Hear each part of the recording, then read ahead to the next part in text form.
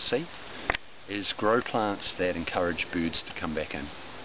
And the reason that that's so important is that many of the forest species are distributed by plants, and one of the reasons that things can be slow going to regenerate from the logging and the farming is that a lot of the species that bear berries and encourage birds have been burned out or logged out, so they're lost.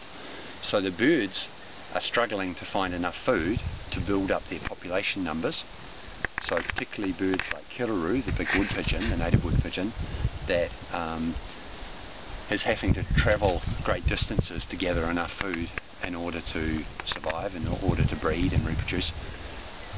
Because of that, it's really slow going for the species that need the kiruru, the pigeon, to distribute their seed. And in New Zealand that's particularly important because kiruru are the only native bird that can distribute the bigger fruits. So tawa, tarairi, these trees that have really big seeds, the karaka, people might have seen the big orange seeds that they have, pururi, the little pink red ones, all of those trees need the wood pigeon to spread their seed. There's actually no other native bird that can do that.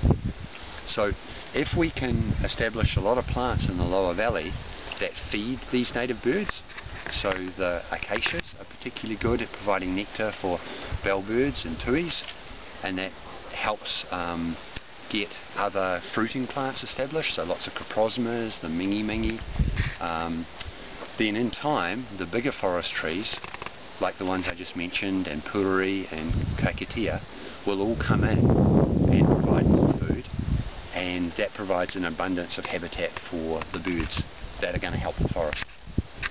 So we have a choice really of if we want to help the forest, we can try and do it manually by coming up here into the highlands and doing stuff, which would just be incredibly laborious, or we can actually just help the helpers of the forest.